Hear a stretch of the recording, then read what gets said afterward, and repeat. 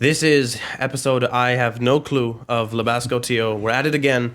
Back after maybe 3 to 4 months. Lots of technicalities on why we haven't been here for a while, but alhamdulillah, God willing, it's good to be back, So yeah, we have... You got Roberto here. Salam alaikum. Wa alaikum salam wa rahmatullahi wa barakatuh. So Roberto, what's your background? Yeah, sorry, just first and foremost, I always like saying the same thing. It's an inspiration from Aki Ayman, so I always like starting by saying, all praise to Allah, the most gracious, the most merciful, the most powerful. To him we only bow down to, and to him we only turn to when we're in times of need, So, Bismillah. Bismillah. Yeah, man. So in terms of my background, my parents are from Ecuador. I was born here in Canada. And alhamdulillah, I found Islam, I would say 8 months ago now. The last day of Eid, April. And with regards to background in your profession, what are you currently working with? Currently right now I work for a residential builder. So basically I manage a construction site from start to finish. So right now I'm working on a project where it's roughly 70 single homes. So I take them from excavation, a hole in the ground, all the way to homeowner occupancy. So I'll hand them the key.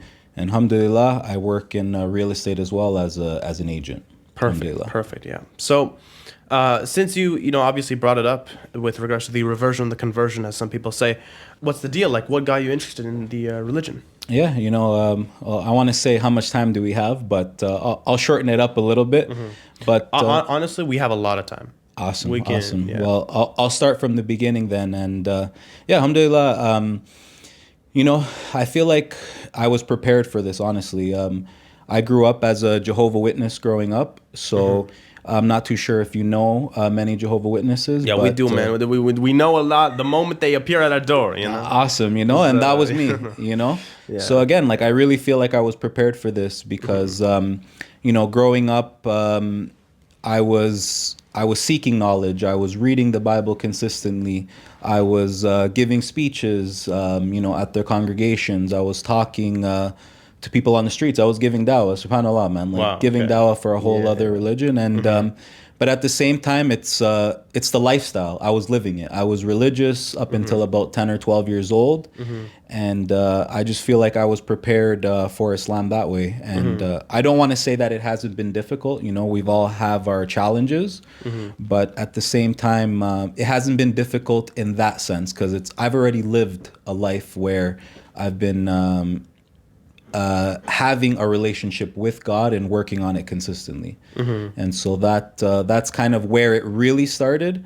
And in terms of finding Islam, the way that it happened was basically someone questioned my beliefs in the sense where they're like, okay, well, what do you believe? And I was like, well, 12, 15 years ago, I was a Jehovah's Witness. And, I always say they're literally one book away. Because they believe in one God. They don't celebrate any holidays, no Christmas, no birthdays, or nothing Jehovah's like Witnesses that. specifically? Specifically, they do not. Okay. Interesting. So the only difference is that they believe that Isa, Jesus, peace be upon him, is the Son of God. However, obviously in Islam, we don't believe that. Right. So again, they're close. They're very modest people. It's a tight-knit community. So they're really close, man, honestly. And that's why I'm saying, so I feel like I was prepared for this moment. And just going back to my beliefs being questioned, we got into talking about this kind of thing. And the authenticity of the Bible came up. And I was just like, never even thought about it. Right. Sometimes, especially when you come into something when you're young, you kind of just go with whatever you're told, right? So I didn't really think about it. I just practiced, and then it kind of felt like it was forced at times. But at the end of the day, I continued with it and I went with it. But after that, pretty much after my beliefs were questioned, I started reading the Bible again, the Jehovah's Witness version. Right. And I started reading the Quran at the same time. And subhanAllah, man, the best way for me to describe it is when I was reading the Bible, I felt like I was reading a story. And, I hate to say it this way, but it's like when you're reading the Quran, it's just in your face. It feels like, Allah is talking directly to us, right? Yeah. So it's very, some people interpret it in a way where it's like someone who's arrogant or so on or so forth, but it's Allah's words, and it's direct. There's no there's no sugarcoating what he's saying. Like, he's talking directly to us.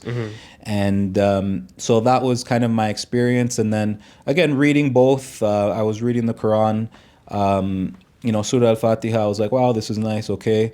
And then I got to Surah Al-Baqarah, and I'm like, when is this surah gonna end, man? This is long. Yeah. But subhanallah, it was reading that surah that we were talking about, what is it you call inheritance? It was talking about inheritance. Rights, and then it's like, well, and then this situation you do this, and in that situation you do that. And it basically gave every scenario. And I'm like, how is it a book 1400 years old could literally give me every single scenario? So that was kind of like a clue. And then again, because I was well studied in the Bible, don't ask me now because I forgot everything. But at the time, I was. But the stories of the prophets still kind of sat in my mind. So still reading Surah Al-Baqarah, again, like it started talking about all the different prophets, peace be upon them all. And so it intrigued my interest because the stories were still the same, but they gave me a little bit more. Reading the Quran. And so yeah, I basically kept reading. Leading up to that, I think I was reading like a book a month at the time. So I was really on seeking knowledge. I was reading self-help books, listening to podcasts. So I really don't know how to explain it. Like, I don't believe in any coincidences anymore since finding Islam. So I was on that journey, reading the Quran. And what did it for me was... on this journey, it was a roller coaster. It was up and down. And there was even a moment where I got annoyed reading the Quran because I was like, how many times is it going to talk about the prophets, the same prophets, even though it was telling you a little bit more each time. And then it's like, and remember those people, and remember those people. Yeah. And as you're traveling from A to B, look at the ruins of the people from before. Let it be a reminder. And so this was my mindset, kind of like, how many times are we going to be told? And then, subhanAllah, the moment I knew I was going to be Muslim was when I read Surah Ar-Rahman. Because, Allah in that surah talks about all the different miracles of the world, right? And then he goes on to say, and how can you, human and jinn kind, deny? Which of the favors of your Lord will you, human and jinns, deny? Exactly. And constantly. Yeah. And subhanAllah, it's bars, bro. Honestly, like, I hate saying it like that, but it's true for everybody. Anybody who hasn't listened to it, if you listen to it, man, it's bars, man. Honestly, I hate putting it that way, but that's how I felt, genuinely. Right. Yeah. And yeah, in that moment, again, leading up to it, I was annoyed because I'm like, how many times? And then reading the surah, subhanAllah, I'm like, wow, like, how can I deny that? Like, that was the moment right there where I was like, listen, like, I don't know. This is not what I was looking for. This wasn't my intention. I was just trying to read another book. Right. Right. And then, I finished reading the Quran. I was still reading, but, I want to say the seed was planted in my heart at that moment. Right. And at that point, I wasn't praying necessarily, but I was watching a ton of videos, debates, all that kind of thing. And just one day, I couldn't take it anymore. Like, watching all these videos and hearing about what goes on in the masjid and so on and so forth. I'm like, I need to go, but I don't know how to explain it. It's like I was scared to go. Yeah. So. In my real estate office, there's a brother. His name is Heaven, like Jannah. Shout out Heaven. It was 3 a.m. Pre-Islam, you message anybody at 3 a.m. They're like, "What do you want? Like, what are you up to right now? I'm not interested." I messaged this guy at 3 a.m. because he had posted something about Islam, and like at 2:59 or something. Yeah, he's up. I literally saw him post something at that time. Right. Yeah. And in the real estate office, we had said hello to each other. Yeah. So Heaven's Muslim. Heaven's Muslim, but he's a revert. Okay. And again, because I'm new to Islam, he's tatted up. So I was like, I had no idea he was Muslim. Yeah. So, and again, that's the beauty of Islam, right? So I messaged him at 3 a.m. I'm like, listen, bro, this is going to be the randomest message you've ever received. But I've been looking at Islam. I didn't even know you were Muslim. and I'm interested. I don't know what to do. I want to go to a masjid. Like, can I go with you? Yeah. And my brother was so hyped up, just like I would be. If, Same here. I've been in that position. You know, man, you're very like, hyped, man. It was 3 a.m. and this guy was sending me videos, man. Subhanallah, man. It was amazing. Yeah. And he's like, listen, man, I didn't even know what Jummah was at the time. Yeah. So he invites me for Jummah that same week, and I was supposed to be working, but I had a leg injury, and I had to leave at exactly 11:30 to be there for 12, right? So I went to Jummah, and again, like, we'll get much deeper into it later on, I'm sure. Yeah. But I got there a little bit before him. I'm standing there. I'm just seeing all these different kinds, like ethnic diversity. Right. And again, like, I don't want to say ignorance, but it is ignorance at that point. It's Western media and how we really think that, like, I assume that everybody in Islam was like Arab or brown, like, honestly. Right. And so I'm there and I'm seeing all the different ethnicities. I'm standing there and I know what it is now. It's the West, it's whispers. Yeah. But I'm standing there and I'm like, I can't do this. Like, I need to leave, like, right now. This is not right. Like, I wish I could tell you where it came from. So this is a Jummah prayer? Jummah prayer. Okay. So I'm standing in front of the masjid waiting for him to pull up. And I'm like, I'm leaving. And, like, subhanAllah, right in that moment, he walks up and he's like, all right, bro, let's go. So, again, like, I'm researching. In my mind, I knew everything I was supposed to do, like how to pray. Like, I knew you had to do wudu, but I didn't really know how that went. And as soon as I got in there, I forgot everything. So I'm sitting there. He's like, have you done wudu? And I'm like, no, and I don't know how. Like, everything went out of my mind. Yeah. And there was a brother there that basically, like, took the time to show me. And there I was struggling because he's like, you got to put your arm like this. And then, like, he showed me the right way, But in that moment, I'm already nervous and so on and so forth. So it was interesting, and I sat through Jummah, and The lecture was in English, or the lecture was in English. Okay. But it always starts in Arabic first. Yeah. So brother's just going off, and I'm just like, wow, man, like, what did I get myself into? Yeah. But I really wish I could remember what it was about. But there was just so many emotions kind of going on at the time, and that place was jammed, like, and like all masjids are on Jummah. now I know that, like, yeah. Subhanallah, man, like, we helped another brother who was interested in Islam go the other day, and off topic, and we went to the third Jummah, and it was completely jammed, and he's like, is it always like this? I'm like, brother, this is the third Jummah. Like, this is the last one, and all of the ones before it are full even too. Worse. Yeah, we're genuinely worse. I'm like, we came at the end of the second one, and we're standing at the door to make sure that we get in to the third one. Yeah. So it was interesting that way. So went through Jummah, finished Jummah, prayed, and again, just copying what everybody's doing around me, and it was a liberating feeling. I didn't really know where to go from there. So I kind of, again, still reading the Quran. I had started praying, alone at that point, watching videos. I would put my headphones on, subhanAllah, and I actually learned all the prayers in Arabic unintentionally. You listen to it and you pray 5 times a day, like, whether you're trying to or not, you're gonna remember, right? Yeah. So I ended up learning much further down the road, but I started praying a little bit. Still wasn't Muslim. I hadn't done my shahada yet, and again, man, I really think, like, the algorithm listens sometimes, man. Because on the last day of Eid, something popped up on my feed. So fast forward, let's say 2 months later. Third day of Eid right now. Yeah. Sorry, last day of Eid. Yeah. So like Eid al-Adha. Yeah. So I'm there, and something pops up on my feed, how it says that this is the holiest day of the year. Like, that's what the video was saying. And then I'm just like, man, like, I already woke up in a state of, I don't want to say like anxiousness, but I woke up, it was a weird feeling. It was a Friday, I'm pretty sure. Like, I didn't know. No, it wasn't a Friday, actually. I just woke up in a particular way. Like, I really wish I could explain it. Plus, I saw that video. I'm like, today's the day. Right. Like, today for the shahada. Yeah, today's the day.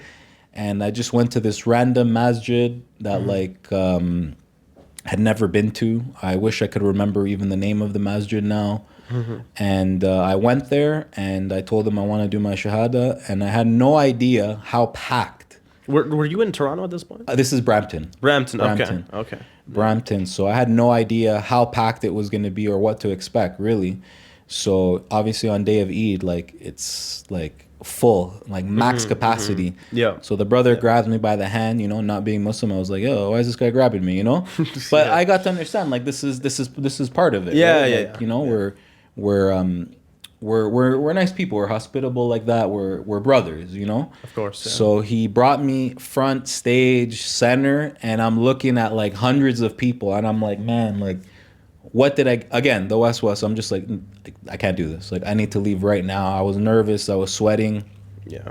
And subhanAllah, man, I did my shahada in that moment. And just to see how many brothers were there and sisters and everything. And like, I'll never forget the takbir after. Yeah. Like, everyone's hyping you up. Everybody was hyping me up. And like, you just feel it through your whole body, honestly. Like, I could count how many times I've like really, really felt like that.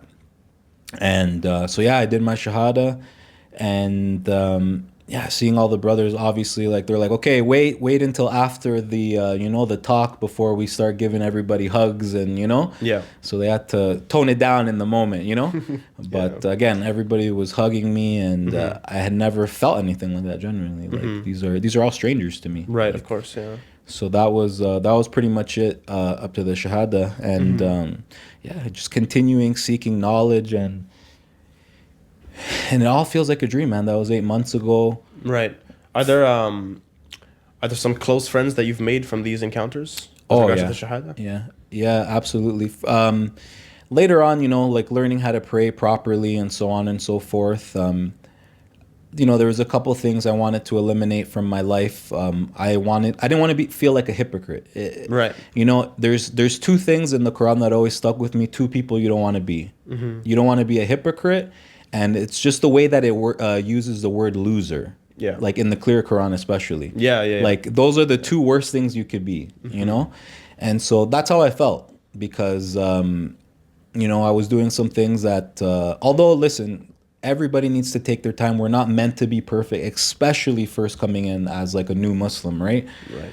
But I don't know how to explain it. You could call me an extremist. I don't know. But at the same time, because I've lived this life already, like previously in another religion, I already was, let's say, built like that. Right, I couldn't do it. Like it felt wrong. And in those moments after I stopped doing what I was doing, I made dua, man. Like I made dua. Every time I would hit sujood, I'm just like, listen, Allah, please guide me to a good group of brothers that will help me, grow in Islam and just be good for me and my deen.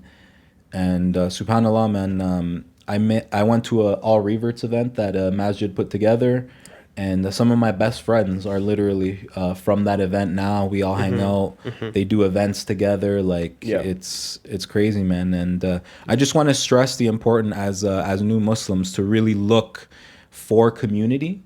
It's difficult to do alone. So places exist online, like Sheikh Abdullah Oduro, who's a sheikh from the U.S. He has a group online called the Mastermen Nation. Right. So I joined them online, and it's all brothers, man. Like learning how to be proper Muslims, masculine men, learning about deen, and learning how to be successful. Right. So being in a group with people that are like, this is what they're about, really helped me. Plus this other reverts group. And you know what, man? Like reflecting on life before, like it is true what they say. You really are who the group of people around you are. Right. Like if you're hanging out with dudes that are like really, really trying to achieve something, you'll be like them. If you're hanging out with dudes that are just, just hanging out, just letting time pass by, you're going to be like that too, man. So that's a piece of advice I would give to new reverts, but even just regular Muslim brothers too.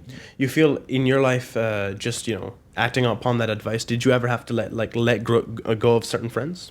You know what, subhanAllah, before Islam, I had already started that. Wow, something intuitively told me to already stop drinking, already stop hanging out with certain people. This is something that a lot of people think about, right? When they're like, you know what?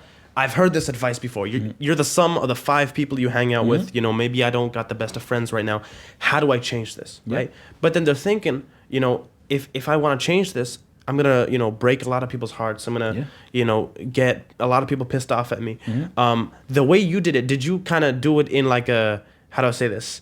A very soft manner where you're just like slowly kind of removing yourself from people? Or did you just straight up cut them off and without regard for their feelings? Unfortunately, back to the extreme version, I'm kind of like that. Like, you know, but it wasn't just like all of a sudden. Like I would, like with those group of people, I would be like, hey, let's go do this or let's go do that. And like sometimes this group would just want to do the same thing. Like, you know, I know we shouldn't talk about our sins, but like partying, right? Like, you know, yeah. I mean, this is the past life anyway. This is not like after Islam. Yeah. So exactly it. Like these were people I was partying with, I was going out with, I was doing this, I was doing that, and again, like subhanallah, this is even before Islam. I already felt that this is not what I want to be doing anymore. It's the fitrah, man. Yeah. There's no other way of really putting it. So, it is a little extreme, and for people who are, you know, kind of thinking about it and so on, like I'm older now, I'm 34 years old. You know, the wudu water keeps me looking young, you know what I mean? But man, it's the best skincare routine, man. That's what I gotta say, man. So the advice that I would give to them is like, listen, man, like a lot of the people that you think are going to be in your life later on honestly really aren't, man. And like it's a little bit savage, I guess you could say, to kind of think like that and act like that, but it's the truth, man. Like how much are your boys, just to kind of think about it so that the viewers can kind of understand, how much are your boys from not only just elementary, okay, we can remove that, from high school, how much do you hang out with right now? Maybe 1, 2 at the most. At the most. Yeah. And back when you were at high school, how much of your boys did you have? Oh, it was at least like at the time it was like an all Latino gang, you know, like it was like 15 of us that would hang 15 to 1. Yeah, 15 to 1. And that's just like and especially in the Latin community too, like, you know, you kind of know the same people when you party and stuff like that. You see the same people. Yeah. You know, but friends, yeah, like I would say 15 that I would like see on a regular basis, kind of in rotation. But that's my piece of advice that I would give. Like you do have to look out for yourself, you know, like if nobody will do it for you, if you don't try to make a change, if you don't, and your real friends will actually respect what you're doing and they'll work with you. Like I have friends, like a good friend that I do a business with in real estate, a mentor to me as well. He's non-Muslim, but regardless of me being Muslim or not, like hasn't changed anything. He's still around. He's busy. I'm busy. We still find a way to hang out and still do things. And even like my other close friends and mentor in construction, like I look at him like as a brother figure, and he's always been there for me. I always say like he has a very special place in my heart because he helped me through a really dark time. But it didn't make a difference. Like your real friends will stay with you. They may get mad at you or something, like, you know, just like anybody, you know, if you see your friend acting like a fool and you're telling them, listen, if you keep doing this is going to happen. You know, it's natural to get frustrated. But like one example I like giving, I always feel like there's 2 types of people. You know, the stove's on, the stove's hot. There's 2 types of people. You tell someone the stove's hot, don't touch it. Yeah. One person's going to go and be like, okay, well, it's hot. I'm not going to touch it. There's no point. It's hot. Yeah. And other people are going to be like, okay, but how hot is it? Like, is it hot to touch? Is it hot to like what level of burn am I going to get? And unfortunately, I was of that kind of person, you know? The latter. Yeah, 100%, man. Okay. So, you know, that's how I would describe myself before. Yeah. For sure. So with regards to, because you do real estate or? Okay. So with regards to work, like how did you kind of get into that? Was it always something that you had in your mind your entire life or what? You know, with construction, like I'll start with my main career. In construction, honestly, I think I was 14. I was sitting in my buddy's house playing PlayStation every day and in the summer. And his dad just like kicked the door open one day at his house, right? Where they're playing video games. He's like, if you two think you're going to sit in my basement and play video games all summer, you guys are both wrong. Yeah. So he actually had his own roofing company. Right. And 14 years old, I was up on the roofs like it was obviously at that age, it was the hardest job I'd ever done. And man, I used to. What are you doing to the roofs? I was stripping all the roofs. Like I wasn't putting shingle back, but I was stripping it. Okay. And then cleaning up after. And it's hard work. Like I was 14 years old. Like I may have had like a manly body because I was hitting my stride. But like, brother, like these guys are real mans. Like you had to add that part of the. I had to. I just. What can I say? You know what? What can I say? I was pumping. I was starting to pump weights then. You know, I was eating right. That's crazy. Man, summer. Yeah, man. I've never really shared this, but like, man, I used to cry when I would come home. I'm like, man, this is hard work. Like, you're working with shingles and the tar sticks to your skin. You come back like black, basically. Wow, okay. And yeah, like, I'm just like, I'll tell you one thing. I have never gone back to school so motivated. This is grade 9. Wow. Yeah. I went to school so motivated the next year. I'm like, yeah, I'm not doing that job for the rest of my life. So finally you had like an excuse, I'm assuming. Yeah, I'm just like, there's no way. So long story short, and I always worked hard, man. Like even in high school, I had a full-time job. Like I worked at a banquet hall pretty much Monday, almost 7 days a week, Monday to Friday, 4 p.m. or 4:30 p.m. to like 11, 12 midnight. And then I would go to school the next day. And then Saturdays and Sundays, it would be like 5 o'clock to like 1, 2 in the morning. Yeah. So I was always a hustler. I always worked hard. But again, here where we live and at that time, construction's where the money's at, you know? I mean, all that work that you were doing so young, like what was the kind of the goal with all that money? Like at that time. Yeah. I don't mean right now. No, 100%, man. And there's a lot of lessons in that. Like, no, like I'm wondering. Like what was the goal for the money? At that point, I was living alone just with my brother at the time. So I was helping. I pretty much left home. Long story. I'd left home. I'm living with my brother who's maybe like 8 years older than me. And man, like, a brother's love is a brother's love. Yeah. He's like, listen, gotta pay the rent, I'm assuming. Exactly. You had to help out. And he took care of me. And again, like, he loved me so much where he's just like, listen, bro, you're working full-time and you're in school full-time. Like, I'm not gonna, break your anything. Like, do what you like, have fun, do what you want to do, you know.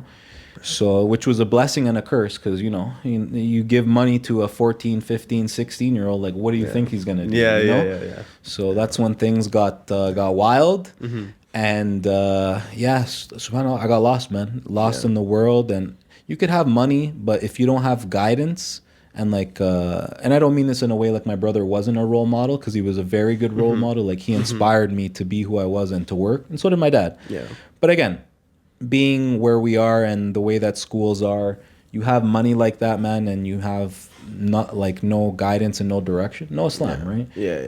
What are you gonna do? You're gonna spend it, and I spent all of it. No, I mean, I can relate to that. I mean, even with Islam, like my entire life, like I remember the first job I worked. Yeah. I was like, man, I got a lot of money now. Man, Allah my bed. Because up until that point, it's like, just to get to the store with $10 in your hand and just to buy a piece of candy, you're set, right? Yeah. And so having such a high jump from like, okay, now you're getting maybe like a week or 2 weeks, you're getting 800 or something, right? And then now I was like, I got a lot of time, I got a lot of money out here, and I just spend it on the most useless stuff. Absolutely. Most useless things. Absolutely. Like I look at these things now, I'm like, what is wrong with me, right? And it's just we have no clue what we're spending things on until it just kind of hits us too late, right? So honestly, when you really see the value of money, and you would think that after working these difficult jobs that I would know the value of it because of how hard I had to work for it. But so just continuing on, like I started getting into construction, doing all kinds of like different type of work, like pipe insulation. I did carpentry. I did some like back framing. I did industrial roofing. Like these were all jobs that paid well. Right. And there was always a demand, honestly. So I wasn't afraid to get in there and to when you have a good attitude and you move, you learn how to work. And that's one thing I'll say about my dad. Like he always showed me how to work. Like not just show up and be there and be on time, but like how to move. Like you know how it is. Like your parents are yelling at you when you're not holding the flashlight straight. Yeah. How can you not know that I'm gonna need this tool next? Little things like that. Like. Always. Yeah. Like, don't just stand there. Like, you need to be moving and doing things at the same time. I'm just like, but you told me to hold the flashlight. They'll be tweaking out for no reason. Like, you're like, what are you talking about? Yeah, man. But honestly.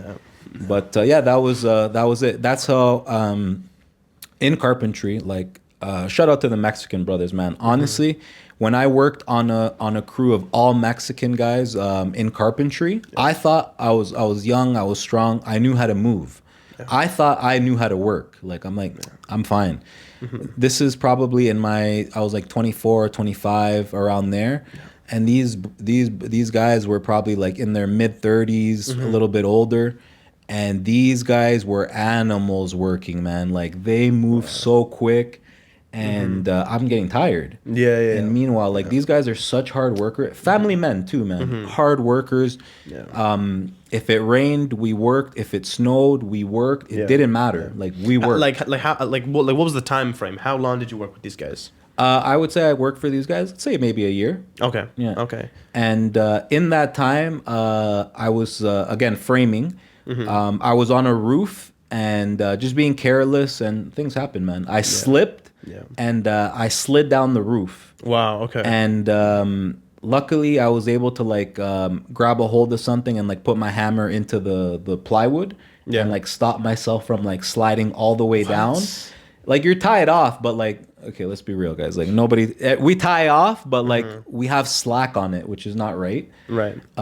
So it would have probably broke my fall, but I would have broke other stuff on the way down, you know? So you're on the edge of a roof with the hammer on there. Not the edge, but you know, when I tell this, depends who I tell the story to. Yeah, I was hanging right on the end, like I was hanging for dear life. It was over for him, man. That's it. You know, I made a prayer and I was just like, please, and, you know. But so yeah, that's what happened. And in that moment, I was like, okay, Len, like I need to. At this point, I wasn't thinking about college, university, nothing like that, because the money was just good being outside, and. In that moment, I'm like, okay, yeah, I need to go to school. Like, I need to study. Yeah. Not to say that there's nothing wrong with the trades. Like, these are professionals. These guys have their own businesses. Like, they're smart. They're educated. They have money. Of course. But I just didn't want to do that job forever. So I went to George Brown College. I took construction engineering. Okay. Actually, my first semester, I did civil engineering. Right. That's my brother, yeah. Man, this was after I was outside of school for like 6 years, and going back, I would say one of my biggest regrets is not sticking with it. I was so blown away by like the math and just like the speed of everything. What, for civil? For civil. Okay. Subhanallah, if I would have stayed with that, like just the problem, like you'll be more likely to find work as a civil engineer. Like it translates in other countries. Like you could find work other places. You got to upgrade, I'm sure. But like if I wanted to go work in the Middle East right now or in another place, I would have a difficult time because we just build different. Like we use wood here, they use concrete there. Of course, yeah. And civil engineers are very well versed like in that kind of thing. So I ended up switching to construction engineering, did that. And again, with all my construction experience, and now I had the knowledge, like it changed the game for me. And although I don't feel like the education system here is the greatest, you know what? Let me go off on a rant about that. Sure, go ahead. I'm gonna do it. Like a place like that has the ability to really prepare people for the future. So, for example, we're being trained to be construction managers, supervisors, like people in management roles. Okay. We're talking about uni right now, right? We're talking about college. This is George Brown College. Yeah. And so within this facility, they have the plumbers, like sorry, it's not a union, but they have a plumbing division, a heating division, a carpentry division. They have all the divisions. Like all of these students work and study in the same place. We're all in the same building. Right. And I just felt like there's so much there. They could have better prepared us in the sense. I was fortunate. I worked in the trades, but there were some guys in my program that like hadn't seen a 2x4 in their life. Yeah. So it's like, and these are the people that you're sending out to like run job sites. Like, like sure, in your time off, you go and you look for work, co-op or whatever. Yeah. But I feel like the education system here is more like a business. If they really wanted to prepare you, I always said, I'm like, you have everybody here. Why not have them do a project? We're the management. Let us go inspect their work. And, you know, we get used to talking to each other. Right. I get familiar with the materials. He gets familiar with interacting with me. People are so socially awkward these days, man. It's crazy. Yeah. So it's like, you know, like you kind of work on that. Yeah. And it would have better prepared everybody. Because it's like you're giving them constructive advice. And again, like, I would say one of the best parts that I enjoy about my career now is that I feel like I've encountered every type of person. I know how to talk to different types of people. Right. So it's like in that scenario, if in college we could have learned that, like how to deal with this student. So or give that me an student. example, right? Yeah, Of yeah, two yeah. different types of people, and how would you go about? Yeah, for example, I'll go straight to construction, man. Like, again, these are extremes. Like, I think people in construction get like a bad rap, with like that they're not educated, like they're bottom of the barrel people, and it's not true. Like, some of these guys they're business owners. Like the plumbers, the electricians. Like, a lot of these guys obviously went to school. You have to. It's part of their training. But these guys run their own business. So it's like they're wealthy. More often than not, they've done well with their money. They own properties. Like, these are educated people. Yeah, so it's not just like a random guy with the hat on and he's just carrying planks or something. Exactly. Yeah. And so with those people, I could reason with them and I could talk with them in a straight manner, and we're on the same page. But then there's other people where it's like, I don't want to say bottom of the barrel because that's not what I mean. But there's other people who, that's what he means. Like, sometimes, you know, getting to understand like how to motivate different people. Right. So some people, especially because I look younger, they're just like, oh, well, I've been doing it longer than you've been alive. Well, it's like, okay, well, you've been doing it wrong the whole time. Like, I don't know what to tell you. Yeah. You know, but those kind of people, like, you have to, it's not being confrontational, but it's being able to talk to them in a manner where it's like, you almost have to battle with them, or like, it's not even yelling, but it's just the way that you approach them has to be much harder. Right. And that's the only way that they're able to take the message. So I could be like, listen, brother, like, it's either you're doing it the way I'm asking you to, like I asked you the previous 2 times nicely, and now I'm here yelling at you, telling you, like, if you don't do it this way, you can pack up your stuff and go home. Yeah. Like, you're not making money on my site if you're not going to do it the way that I'm asking you to. And I'd like to think I'm a nice guy. I approach people nicely. Again, like, we treat people with respect. Right. And in construction, sometimes that gets lost. But that's how I treat people, and I expect the same in return, you know? Did you ever have a situation at work when you were trying to kind of balance it, where you wanted to treat the guy with respect, but he was just doing too much? You know, 100%. He was just so. How did you usually deal with that? And you know what? Not even just the greatest ways of dealing with that, but how did you deal with that badly before? You know. Well, I'll tell you how I dealt with it in a positive way. In a positive way, like, I wasn't going to get through that person. Like, there was no way. Okay. So I first reasoned with them, like, listen, if you, I need you to do it like this because the finished product needs to be in this manner. Right. Like, these, at the time, they were luxury homes. Like, these are, you know, $3-4 million houses. So, like, they need to be nice, not cookie cutter, like, you know, bang it together and boom, you go home. So it requires more time.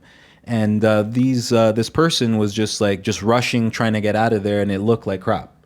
So basically, I asked them nicely. They didn't want to do it. I'm like, okay, listen, it's either you came here to make money, right? Well, if you're not doing it the way that I'm asking you to, you're going to pack up your stuff and you're going to go home, and you're not going to make any money here. Right. And on top of that, like, I hate being like this, but, or I can call your boss and tell him to make you do it, and then guess what? You're going to do it. So which one is it going to be? Like, do you want to do it, or do you want me to call your boss and he could tell you to do it like a kid? Yeah. So that would probably be the better ways of, like, how I dealt with it. And, you know, when you kind of talk to someone like that, again, the way people receive a message, right? They're just like, oh, okay, well, like, why didn't you just say that? I'm like, brother, like, I just, you know, like, I tried. You know, but clearly you didn't you didn't get the hint. I was talking another language, I guess. Of course, And again, just maturing, and especially in managerial roles, like, it takes a while, especially when you're young. Positions of power, it gets to your head sometimes, man, honestly.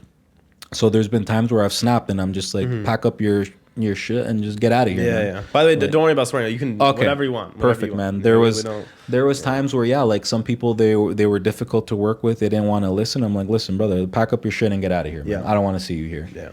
And then they're just like, oh, but why, and this and that, and they give you a story, and I'm just like, look, I don't care.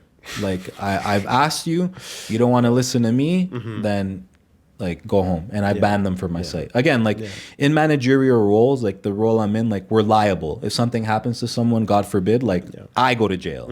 So I have to be very particular. Some things you just gotta do. Yeah, like especially when it comes to safety, everybody hates and nobody wants to do it. But like if something happens, the company gets fined, I go to jail. Like there's no if and or buts. Like you just straight up go to jail? Well, if they find that it's negligence on my end, on your part. Yeah. Okay, So say for example, someone removes a safety railing. I know that there's no safety railing there. I didn't do anything about it, and this guy's listening to his headphones and talking to his wife on the phone, and he falls down the stairs and breaks a leg. You know, if he was the one who removed the handrail, it's one thing. It's his fault. Right. You know, if they do an investigation, so they'll be like, okay, they'll look on the floor. Is there evidence that there was railing here? So if they find that it's just straight up negligence on my part and there's a death, 100%, you will be charged, fined, and sent to jail. That's crazy. That is so crazy. that's why it's a well-paid job, but at the same time, you're also there's a large amount of risk involved. So. Yeah, that's something to consider for people looking into that career. So like a lot of people, the way they kind of think about individuals in construction, right? Like just the guys in constructions, they always assume, or just a common assumption, that these guys are just extremely serious. You got to get the work done. Bro. You got to go home. All of this, I'm sure you've dealt with that, but I mean, like, what is the opposite for you? Like, I'm sure you've dealt with very goofy moments at work. So let's talk about it. Oh, man. Like, guys, I always tell them, don't play around. Don't prank each other, because the problem is that some guys don't know when to stop. Right. So, like, we spend so much time together, like, more than with our families. Like, it's natural. You joke around. Like, what are some of the silly things the guys do? Honestly, man, like, a guy will go into the porta potty and someone will like block it with a machine and they're stuck, or like, man, even things that were done to me, like when I was in carpentry, I was new, and they would be like, oh, you need to load your pouch with, it has to be full with nails the whole time. Like these are, if you carry a bag of them, like they're heavy. Yeah. And then they'd be like, oh, if you'd have to bring material, I don't need my pouch and my hammer and this, I'm just carrying lumber. They'd be like, a real carpenter doesn't ever take off his pouch. Yeah. So I'm struggling with an extra like 15, 20 pounds around me, and they're watching me carry material. Meanwhile, like when they do it, I know they take off their thing. And there's all kinds of things, but the problem is that guys just take it way too far, man. Like they take it way too far, man. So on my sites, I always tell them, with me, I don't joke around right off the bat, because I know how people get. But and I always tell the guys, I'm like, guys, you guys want to play around, that's your business. Just don't make it affect the rest of us. But I got tons of stories, man. They're not all coming to me. I'm sure they will, but they're some of the funniest people, man. Honestly, honestly. We'll talk about it, man. We'll talk about it. So 100%. So obviously in life, you are, definitely put in very, very stressful positions at, some point in time, right? Yeah. And so, have you ever had a moment, right, in which you were at a very specific point in life, right? Not a general question, very specific point in life where you were at a very, very stressful, very kind of low point. Yeah. And you had a certain friend, or there was a certain person that kind of took you back up. Let's talk about it.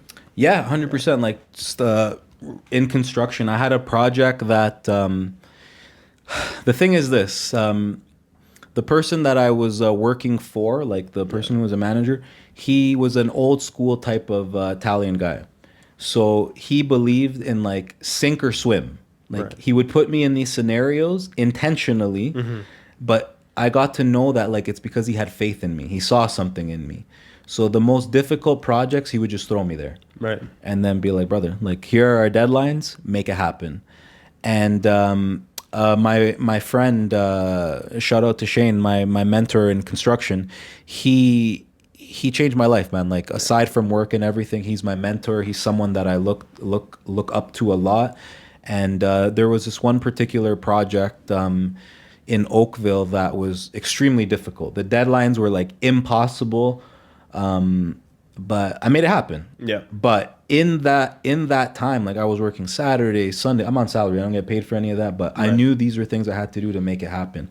I was bringing in people on weekends. I was doing like, I don't even want to say it, but like in the order of constructions, things out of order just to make it happen. Right. Not best practices, not things I would ever recommend, not even things I want to talk about. But like in this particular project, like like I reported to him, and he came down on me like really, really hard because it didn't look like I was gonna meet this deadline. And I remember like being so upset and just like leaving work, like straight up. I got in my truck, I left, and I went for a walk. And the same guy who upset me because he came down on really hard on me, again, like my best friend, like for him to switch up on me, he's always been like that, and I'm very appreciative about that because it's accountability. Like if you mess up, your real friend's gonna tell you, listen, like you're acting like a fool, like what are you doing? Yeah, like your real friend, they're not gonna just be like, oh, like ha ha, like it's okay. Like your real friend will not let that slip, and that's real friends outside, and in Islam it's the exact same thing. Your brothers will not let you go astray without saying something at least, you know. And so same way he came down on me super hard, man, and just like he was breaking them hard, man. And like usually I could deal with that because I'm just used to it. But that particular day, like I was ready to throw in the towel. Like that's it, I'm done. F this project, F everything. Like I don't care. And subhanAllah, same brother. He called me. He's like, bro, like I wasn't picking up his calls, and then like he kind of realized he came down on me hard. But we talked it through, and like the same way. He's such a great speaker, man. He's such a motivational guy, man. I love Shane, man. He brought me the same way I was out. He brought me back in. He's like, you know what? Like I know you're trying. Like you know we're all in this situation together. We're a team. Right? Of course. So same way he pulled me out, and man, we got the project done, man. Yeah. Got the project done. Yeah. So with regards to travels, have you ever, left, Toronto, Canada? Pre-Islam, I did all the fun stuff, right? Yeah. So fun stuff, what are we talking about? I went Which countries? I went to Mexico, I went to like Dominican, I went on a solo trip to Cuba. That trip was interesting because I went by myself. I booked it like a day or two in advance, and this was right before kind of finding Islam too. Not right before, but close. I would say I'm an introvert, and I struggle having conversations. You may not believe it now, but like it's something I've worked really hard on. And that trip, I intentionally went by myself where I didn't know anybody. I didn't plan it. Like I just went because I wanted to force myself to be in an awkward situation where I didn't know anybody, and it would force me to go and talk to people. And subhanAllah, bro, I did it. It was a great trip for that sense. But yeah, those travels were good. I went to Madrid to visit some family. It's beautiful there. Like be careful. It's easy to fall in love out there, man. Like, it's the culture. You're having a good time, that kind of thing. Again, pre-Islam, like it was good. I actually want to go back now because now I understand like the history that's involved, especially in the architecture in Spain, like with Islam and everything. And then, alhamdulillah, I would say it's been about 3 or 4 weeks now that I came back from completing Umrah. So alhamdulillah for that experience, man. My life completely changed after that. Like, I already knew that. The diversity in Islam, like for those who don't know, like the greatest population of Muslims are Indonesians, right? Yeah. I always get Indonesians and Malaysians. I'm not sure if it's exactly Indonesians, but they're not Arab, basically. Exactly. That's the point. Yeah. They're not Arab. So, yeah, like, brother, there were so many in, in Medina and Mecca. And just seeing that and just seeing a world, it was another world, honestly. Like, seeing this whole other world revolve around worship. Like, I don't know how to explain it. It was something I had never experienced before, and you could feel it. You could feel that you're on holy land. And again, just being a revert and everything, and being there and being able to complete that, like just the way that it happened. I was going through a test in life at the time, and spent a lot. Actually, my brother Heaven, same guy that helped Same me. guy, Same guy. He's just like, bro, I'm going to Umrah. I'm winging it. He's like, I'm getting a doubles room. He's like, he heard about I told him what was going on in my life. He's like, bro, it's now or never, bro. Let's go. He's like, you're gonna let me like room up with a stranger? He's like, come on, man, let's go. Alhamdulillah, man. Alhamdulillah, man. You can't argue with that. You can't. What am I gonna say? Like the way he said it, I was just like, oh man, I guess I have to. But such a wonderful experience being there. Again, you feel that it's holy lands, man, and just seeing how again life revolves around worship. I remember in Medina going 1, 2, 3, 4 in the morning. Going to the I can never pronounce that masjid's name. It starts with an N, Nawabi or something like that. Oh, Masjid Nawawi. Yes. Yeah. Thank you. Yeah. So 3, 4, 1, 2, 3, 4. People are walking there nonstop. Like it doesn't close. It's 24 hours a day, 7 days a week, and just to see how. It's a simple life, man. People are going in there. People are just reading Quran. They're just relaxing. They're, and the Prophet, peace be upon him, his grave is there, and like it's just, and all the different, and just the history. These are the places that are in the Quran. Like, sometimes I forgot about that. Bismillah. Yeah. So what were you talking about before? Medina, man. Talking about Medina. Bro, that reminded me. You were talking about how there's so much diversity. Like, have you ever read up on the story of Malcolm X? Oh man, yes, I love that. That. The moment he walked into Umrah, that he is like, oh man, there's no like difference between black and white, and it really changed. And that was crazy, man. And I was just thinking about that while you were talking. I always repost that story every couple of weeks as well, man. And I don't even know how to explain it, man. Like the way that it made me feel. Honestly, I could say this like on camera. Yeah. I feel like I've cried more after finding Islam than like my whole life before, man. Like I can't even explain it, but when we're talking about like that Malcolm X video hits a particular string, and it's not even like it's not even Quran, right? Yeah. Speaking about Quran, like when you're there and you hear it, like these are Allah's words to us, and it's in Arabic. I can't even explain why. But they just hit in such a different manner, man. Like the way that there was a couple prayers there. Actually, I don't know if you know this, but in Mecca specifically, every single prayer is recorded and posted on YouTube. I didn't know that part. Every single one. I heard that they were televised, on the television, but I didn't know that they were posted on YouTube. That's so, for example, there was one in particular. Again, it's in Arabic. I didn't know what it is, but. Brother, I forget his name. We'll check it out after the reciter, but he's amazing, and the way he recited, man, like he just the surah was actually the day was the first part, and then I think the night was after, something like that. But it just hit me in a way like I can't even explain it, man. Like I just broke down there.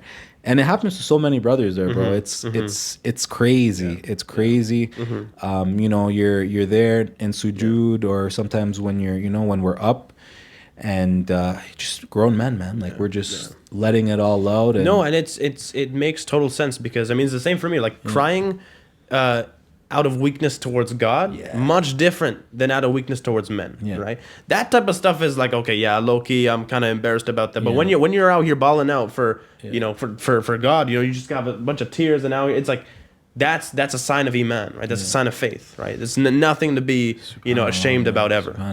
So. And in those moments, so it's like you feel for the brother too. You want to go up and you like, we're in prayer, we can't do it, right? You want to go and like give the brother a hug and be like, brother, whatever's going on, like.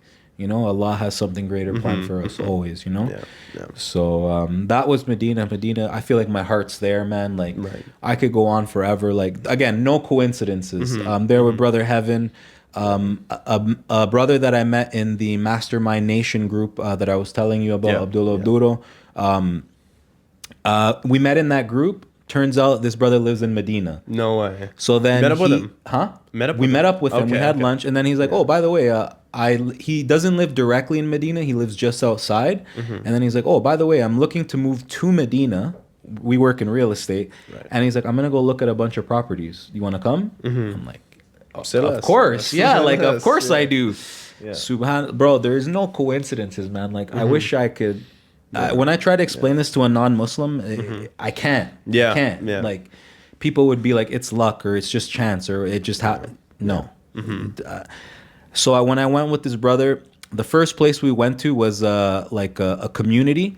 It's like a condo community, a bunch of a condo apartment community. All the condos are together, and so this brother was a doctor in the U.S. Sold everything, moved there, and subhanallah, he lives off his stocks. He was saying, and so on. Yeah. He, naturally now he's the doctor for the building. But like when we come in, his kids are getting Quran class there. Like, bro, and subhanallah, bro, I got to see the different lifestyles that I would live there. So this is like a family low-key one. He's like, brother, there's a masjid here, there's a pool, everything's separate. The kids play around. Right. He's like, there's mainly Muslims here, but non-Muslims as well. For those who think that in Medina it's only Muslims, it's not. Yeah. He was. I got to see what life looks like in that environment. Right. The next place we go to is new construction. So this is a project that's going to be completed in like 2026, 2027. These are like luxury condo apartments and houses like we do here. And subhanAllah, it's funny because the way to describe it is it's like they were catering to the Western person, because they were building a major mall and basically they were selling property around it. So again, I got to see what that vibe is like, and it's different, obviously. It's different, right? But you got that Western vibe. So I'm like, okay, so now I've seen what life could be like if I'm a low key person in Medina, like family, alhamdulillah. Like if that's the life I want, this is what it looks like. And then I got to see what the life would look like if I want to live, let's say exactly like I'm living here. Yeah. The third property we go to, a custom built by a builder, 8 bedrooms, 2 floor, swimming pool, like decked out house, crazy. like sick. And we go to the model homes, elevators, like a terrace. Like, brother, you'd be doing tahajjud and fajr, and you're like, that's crazy. Out in the open, bro. No, like, that's fast. I'm just thinking about that. Within your own house, bro. Like, my head's spinning at this point, man. I'm like, oh, No, like, same here. I'm just thinking about that. I'm just thinking of doing tahajjud and you're outside and the night sky's right above you. You know, like, and again, like, subhanallah, man. Like, this is when I'm in Medina. I'm not looking for this. Like, there's no coincidences, man. Yeah. I got to see the 3 different versions of life in Medina, and that's why I feel like my heart's there too. You know, what's the greatest piece of advice that you've personally gotten and that you've given? Obviously, 2 separate questions, 2 different pieces of advice, but let's talk about it. Pieces of advice. There's so many. I wish one would just like jump out in front of me. Maybe let's come back to that question. Let's come back to it. I do want to share something about Mecca. Again, like it's hectic. It's hectic. It's crazy. That was a test, and I was super sick. Like I was dying, bro. Like, I was super sick. Doing Umrah. And something that I want to share that's very dear to me, I don't know if I should be saying it or not, but I like sharing it with people because I want people to understand this. And I share this especially with Revert brothers. And it's not just for Reverts, it's for everybody. But so I'm standing, our heads down. We're going to see the Kaaba for the first time. And I raise my head and, I see the Kaaba for the first time. I'm like, yo, I've been practicing this dua a million times. Like, I know what I want. You know how they say your first dua is always answered, right? So I have a reaction. I cry. I have a reaction. Like, as everyone would. Just anybody would. As anyone would. But then I look at the sister next to me. She's bawling her eyes out and just going nuts, doing the most, which is not a bad thing. That's her reaction. But what I want to say from this is that in that moment, a thought comes into my head, and it's like, you're not a true believer. You didn't cry, you didn't react, like you're not a true believer. And the thought was so out of left field that like it kind of stunned me, but I didn't think anything of it. I'm just like, astaghfirullah, astaghfirullah. Like, let me just keep going on with completing my umrah. Yeah. Then I'm doing tawaf, and I'm making dua. It's a crazy experience. Like, it was amazing. And then again, something in my head goes, you're worshiping the Kaaba. You're not, like, you're praying to it. Why are you here praying to the Kaaba? You're not a believer. And what I'm trying to say from this is that, like, guys, it doesn't matter where you are in the world. You could be in the holiest place, bro. Shaitan is relentless.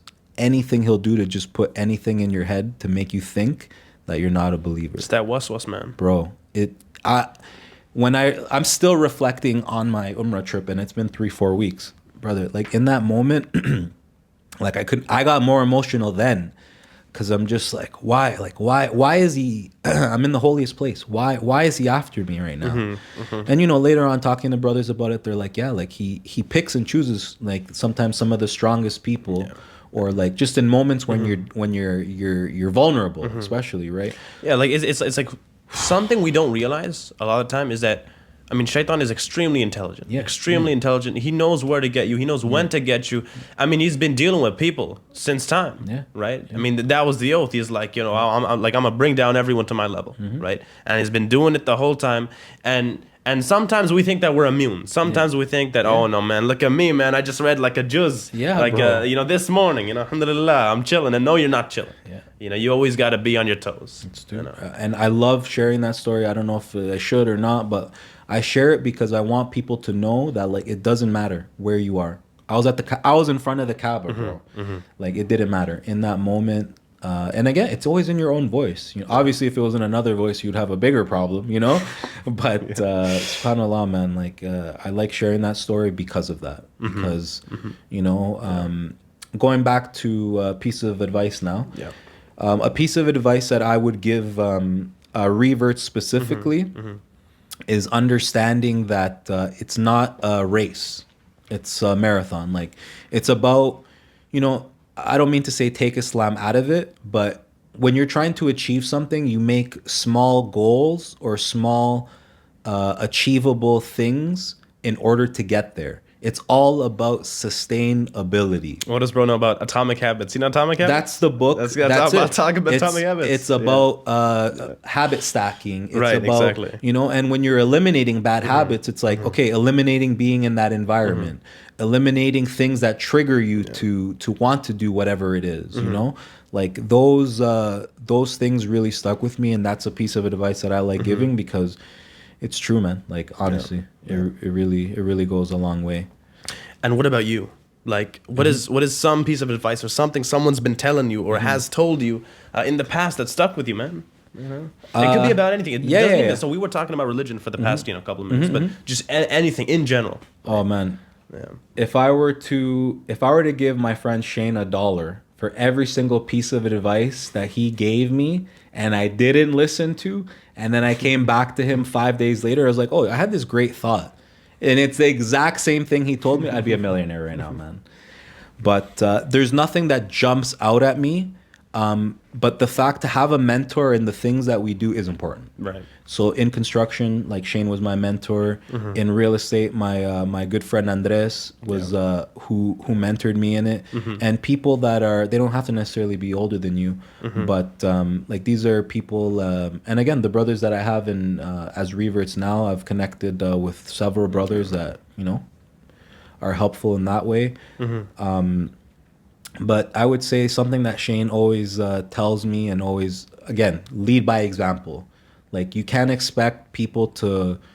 It's in everything you do. It's in, like, we have an office. It's construction. Listen, our offices get dirty. People come in with muddy boots. Of course. I used to get so annoyed because Shane would have his desk clean. It's dusty, bro. Like, the window's open and it's dusty. Like, you'll leave and it's dusty. Shane would always have his desk clean.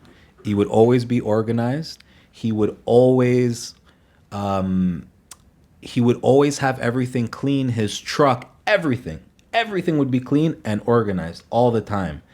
And so the piece of advice that he gave me was always carry yourself in the best way possible and lead by example. Like I can't go and tell my trades, oh, be clean in the way you do things, and I give them the house a disaster. Right. Like I can't expect them to work in treacherous conditions and then expect them to be safe. Or I can't tell them, hey, don't leave garbage in my house after you're finished. But meanwhile, the trades before them left a bunch of garbage in the house as well. Yeah. You know, so that's a piece of advice that Shane, man. Sometimes I'm just like he has a lot of patience, brother. Let me tell you, because so many times like I'd be like, oh, I had this great idea, and I could hear him breathing on the other line. He's like, I told you so, man. What you talking about? You know. He's just like, bro. He's like, I'm not gonna say anything. Like, all right, my bad. You already know what he's about to say. Yeah, I already know. You already know. Man, I love that guy, man. Honestly. Yeah. Alhamdulillah, man. Alhamdulillah. So you currently still live in Hamilton, or you're I'm living downtown in now? Brampton right now. Sorry, So- Brampton. Yeah. My bad. No worries, man. I'm a Brampton man right now. Brampton, man. Inshallah. What do you think? No. What do you think about the rep that Brampton has? They're The not wrong. Ahmeds are beefing with Brampton, man. They're not wrong, know. bro. Honestly, They're not wrong. They're not wrong. I thought he was about to start like defending Brampton. No, man. Like you have to be. Listen, let's be real. Everybody's on their phones, which is a problem. You know, so you put everybody's on their phone. You put traffic. You put people are like, bro. It's places like Toronto, for example. The speed limit is 60 kilometers an hour. People are going 70, going 80. In Brampton, for the most part, most major areas, the speed limit's 80. People are going 100. That's crazy. You know, That's so it's like crazy. that's one factor in my opinion. Yeah. And yeah, the drivers are not the greatest. Like when I drive in Brampton, listen, I shouldn't be saying this. In my personal vehicle, I have a little GTI, which is, you know, alhamdulillah, thank you. But when I'm driving in Brampton, I have a company vehicle, a Yeah. pickup truck. I would rather drive in the pickup truck because if someone hits me, I'm a probabilities yours, guy. yeah. That's one thing. But it's more so I'll survive. In a pickup truck, the probability that I'll survive is a lot greater Right. than if I'm in my It's little like build GTI. different, obviously. Yeah. So that's what I would say about Brampton, man. Yeah, we're not gonna beat the allegations, man. Honestly, unfortunately, we're not. We're not, man. Yeah. So I mean, like, just Brampton, but also downtown Toronto. I mean, Yeah. just like this is something that I ask to a lot of people, especially when you're because some people are living in the hood. Like a lot of people come from Regent Park, where I'm from. Yeah, right? yeah. And that's kind of like a majority of the people that I have interviewed. They have some connection to the hood, right? But just generally speaking, right? In Toronto, in Hamilton, right? Hamilton, Brampton, man, Brampton. Yeah. They're gonna be like, oh, you don't know the difference. You don't know the difference? They're all the same. Now. They're all the same, man. Oh man, I'm just entitled, Torontonian. Toronto. Downtown, But what's been like the weirdest situations that you've been in? Oh man. So I actually grew up in Toronto. Okay.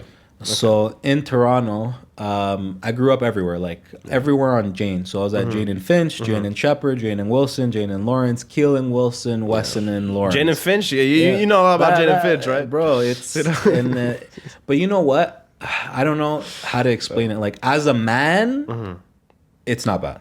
Okay. It's fun. Okay. Because there's always something to do outside. Yeah. And you just know that certain areas you can't necessarily go to. I'm not talking about Jane and Finch, of course, but like some of these other places, once you get to know the guys, like you know the times and when not to go. Yeah.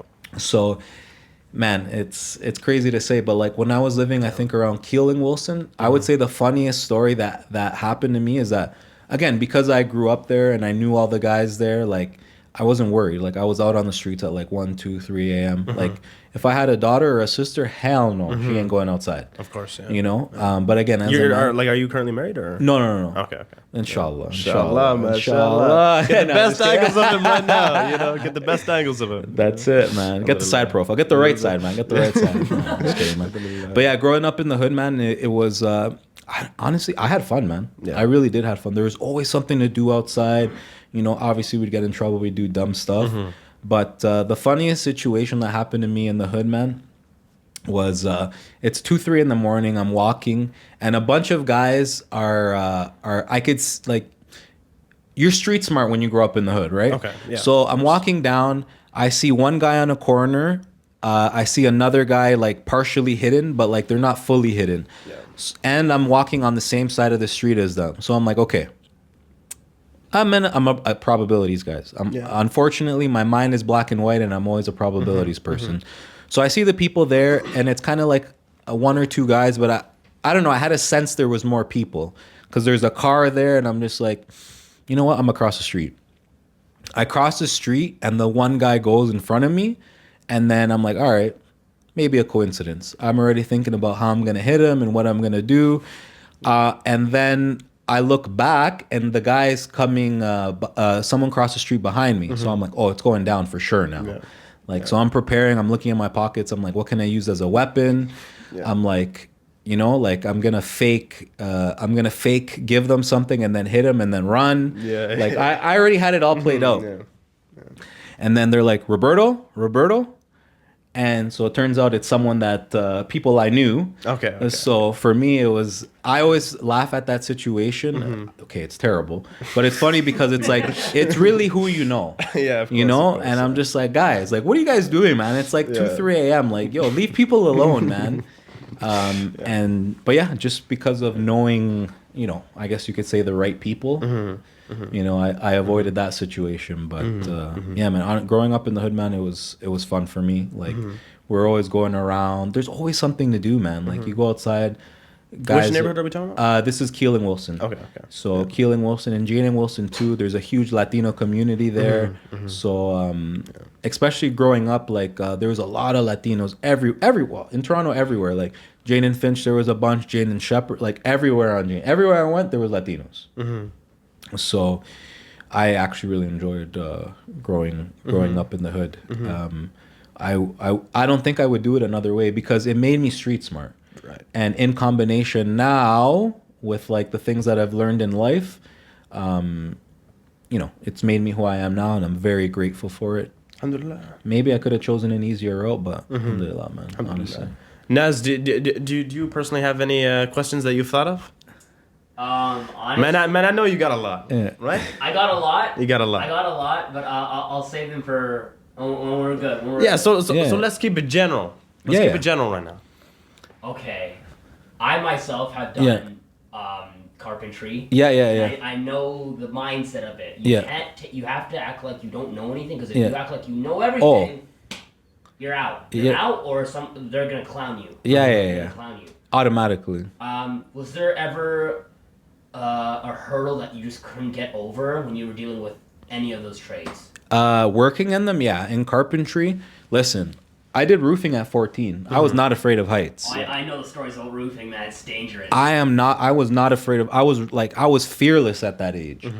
Fast forward to like I can't remember how old I was. This was like 24, 25, and I developed a fear of heights. Like I cannot explain it. Like why? Like I was just all of a sudden scared, and these guys used to clown me. Because like I'm moving slowly because we don't have the wood, the sheathing on the roof yet, so you're just walking on the trusses. So they're 2 feet apart, and if you fall, it's over. It's over. You're going all the way down. Yeah. So these guys would be like, "Oh no, like Roberto, like let's go." And because I worked hard, like I used to cut for 2 guys. So one guy would shout out a measurement, I would run down, cut it, slide the sheet down, and then the other guy's measuring, they'd have me going. Like these guys worked me. And when I'd be walking on the roof, sometimes I just can't, I was scared. Like I wasn't moving quick. So these guys would be like, Roberto, it's like this. And Latinos, they start like dancing salsa on, it's like this. These guys are standing on the spot, dancing salsa on the trusses. They're like, what's wrong with you, bro? Like, I thought you were a Latino, man. You can't move like this. I'm like, I'm scared, But you would never say that there, obviously. Well, other than that, I think I'll save my questions for just later, but inshallah, I think that's the only one that I just came to mind. Yeah, man. Honestly, you gotta respect the tradespeople, man. Like these guys work hard. They're, again, like they have a bad rep, I think, but these are like educated people that these guys own businesses, bro. Like these guys probably have properties, and sometimes the white collar, blue collar people are like, look at them like there's something else. It's like, bro, these guys have multiple properties. The guys that I know, these guys make money, bro. But again, it's all investment, right? Like these guys all invest time in learning their craft and like and working. So I think it's a tough time in construction right now. There's not a lot going on. Alhamdulillah, I still have work, but I know a lot of people who don't, man. So, you know what, you were just talking about trades right now. What do you think is the most overrated type of work? You're gonna put me on the spot like that. They're gonna put you on the spot, bro. I gotta say, and I know all the trades agree with me, bro. Electricians, bro. You guys, like, all the other trades will work. Like, it could be a war zone, bro, and they'll work. Yeah. But the electricians, bro, every single time, if the house is dirty, listen, tripping hazards are tripping hazards. Like, I'm not gonna argue with them. No. But it's like, when you talk about people who, not all of them, of course, and they're very smart too. I'm just hating, but like, I'm really just hating. But yeah, like, it's like the house has to be clean. And then I'm like, okay, why don't you clean up after yourself then? Because these guys, like, they strip wire and they just leave it all. Then they just cut and then they start complaining to you or what? No. Like, after they finish a house, these guys, there's some that clean up. But the in the trades, it's a known thing. It's like the electricians are always the one that like, it's 3 o'clock. It doesn't matter what they won't finish what they're doing. They just disappear. That's it. They'll just leave. That's one that I would say for sure, man. Yeah, for sure. What I've been told, the same thing. Electricians are little bitches, man. They complain about everything. Yeah, but again, super educated. These guys know what they're doing, 100%. And these guys make money, bro. Like, man. Honestly, it's a. Do you feel as well? Because this is something that people always say about the trades, that you know what, there's always going to be demand for it. Yes. Right. What trades do you feel specifically that kind of go against that grain? Like, you know what, maybe there might not be, a demand for it in general. Like later on, obviously. It's, like the way that things are going now, like work is slow for everything, man. Like, builders are letting, like, it's just, that's what we're going through in Canada right now, man. Builders aren't like, when you don't excavate, you don't have houses to build.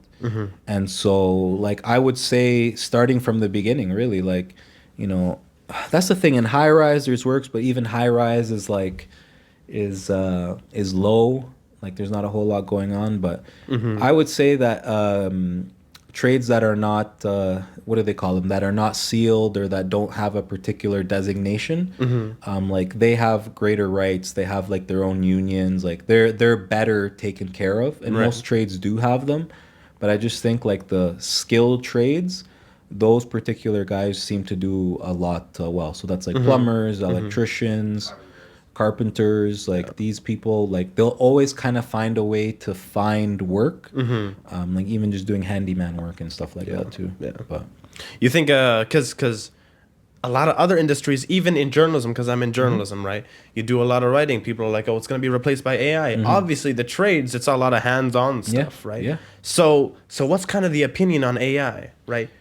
I would say that you see more AI in scheduling. So it's more so like they make, my job is looked at I call it adult babysitting. That's literally how I look at it, because I'm managing different personalities and so on and so forth. But just going back to AI, they use it more so for scheduling. They're able to project, okay, we're going to need materials, like it'll send out, there's software already that sends out to all the trades, we're going to need you here on this, and this day for the whole project. Start ordering your material.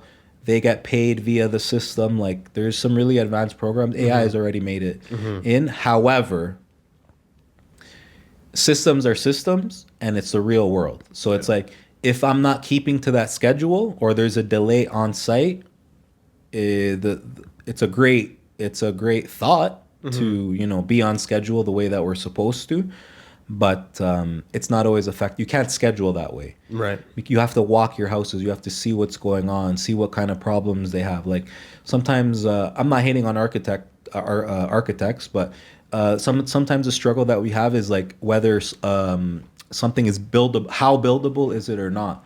Like, in the drawing, it looks, mashallah, it's beautiful. But it's like real life, some things are just not doable, or if they're doable, they won't be able to withstand the test of time just because the way that they're built just doesn't make sense. Yeah. Like I forgot exactly what it was. It was like architects were like beefing with, what was it, civil engineers or something like this? Yeah. Something like that. Yeah, because one of these guys are like all about kind of the art piece of it, right? Yeah. And then the other people are like, we're out here for the structural integrity. Exactly. Yeah. So sometimes like I could be way off, but the way that I see things is like sometimes when you do crazy angles and stuff like that, like you lose like structural stability because they're not like solid members, or there's just areas more so for failure in a structure. When something's kind of just really rigid, it's simple. But does it look beautiful? No, it's like a box, but it's strong. You know, right. Like when you take in the architecture in other places of the world, they do things with concrete, so it's like it's solid, like it's meant to last. Here, it just doesn't feel like that. Honestly. Yeah. What's your your like number one advice that you'd give specifically to people who are like looking into trades, they want to dip their toes in but they're not sure? What would you say? I would say if you're, let's talk about a person who's starting young. You're in high school or whatever. Do apprenticeships, honestly. Like the government will pay for basically you go to college when you're in grade 12. It's free, and you get to try this trade out. So this works for carpentry, electricians, plumbing, HVAC, like the skilled trades. You essentially go to college for free while you're in high school. You get a taste for it, and you start your apprenticeship. And once you start your apprenticeship and you get a job in that particular trade, you start banking hours towards it. But I would say like that's I don't know a whole lot, but I'm just gonna speak my mind on this. Like the education system here is like a business. It's not meant to make us succeed. And again, I'm not well versed in it, so don't come after me for it. But like, people who have studied overseas in Europe, in other places, like they're forced to take particular things that are like, it's not just theory, it's practical and theory. So it's like some of them have to do hands-on courses before they could do theory, and they're not even related. Right. But like that, I would say is like the biggest kind of disconnect sometimes here. Yeah. And that's kind of like where we lack. But apprenticeships, 100% do it. Your bank hours, again, you'll go to college for free. You'll kind of dip your toes, because after you finish your apprenticeship, which is like 3 months while you're in high school, you go into the field.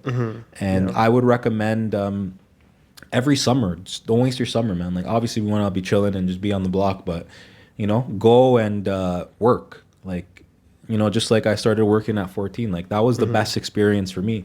You're hanging out with older men, whether you pick up the good or the bad, that's up to you, but you're learning how to have conversations with people. You're dealing with people that are older than you. You're coming into your own skin. You're learning how to interact with other people. So for trades, I would recommend apprenticeships and just jumping right in, like trying different trades. Like you don't know if you're going to like it or not, honestly, Yeah. But yeah, we're currently like slightly out of 8s right now. Problem, like it's like 8:06. So let's do it. So let's do the conclusion, man. Inshallah. What words are we thinking about for the viewers? For the viewers, honestly, it always comes back to Islam, man. There's no coincidences in this life anymore. And what I invite people to do is just to have an open mind and an open heart, and really just continue to seek knowledge. And I'm sure you could help me with the verses and whatnot, but developing a connection with your Creator. Sometimes people say things because I don't say Allah. Listen, Allah means God. Yeah. I don't say Allah because unfortunately with our brainwashing here, they hear Allah and people's it's a whole other God. They shut off their brain. But seeking a connection with God, like we've been given a manual. We've been given examples as to, you want to live the best quality of life? Here you go. This is what you got to do. And there is a lot of lessons in learning how to submit to our Creator, which is what it is to be a Muslim, to submit to God.